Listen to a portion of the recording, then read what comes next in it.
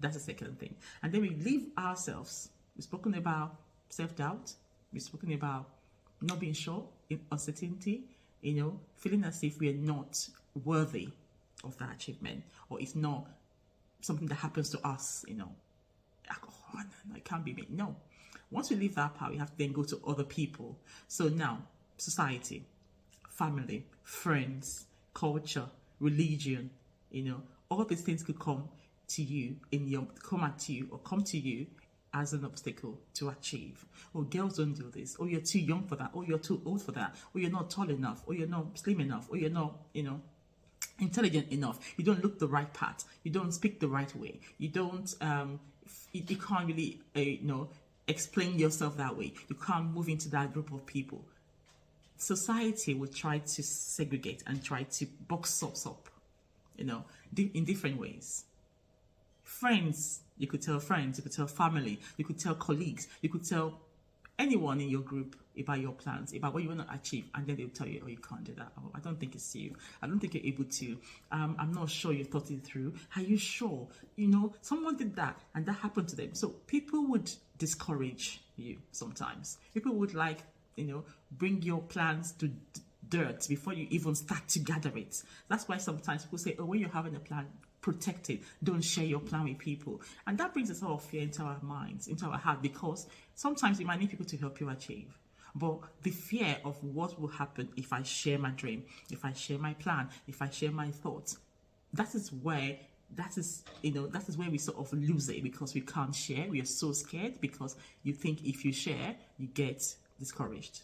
That's one thing. But I would say, never let anyone discourage you. Never let anyone stop you from the plan or your desires. Once you have a desire and you have a plan, you can share. But be careful who you share your achievement plans with. Share with people of like minds, number one. Test the waters. If I want to share with someone about a big plan, I will share a small plan with them first, or a fake plan, and see what they say. Because once people are able to give you their opinions, then can I share my big dream with this person?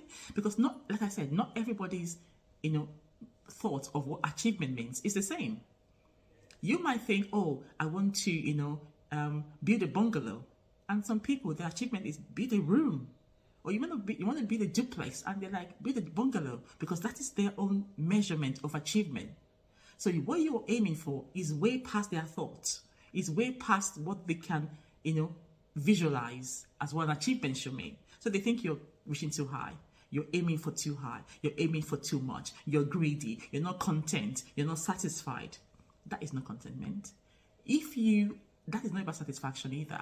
If you desire something, that doesn't mean that you're a bad person. That doesn't mean you're not content. That doesn't mean you're not satisfied with where you are. No, it's just because you're trying to improve yourself. You're trying to be better, which is important, which is very good, actually, to try to be better, to try to, do more, be more, gain more, be much more valuable to yourself and to others. You bring more to the table, as they say, but obviously without pressuring yourself too much. You don't have to force it. You don't have to pressure yourself too much. You don't have to make it a do or die affair. No, it's a dream, a plan, and then working towards it, slowly but surely. Don't let the world or society or friends or family or anyone around you dictate to you what your success or what your achievement should be.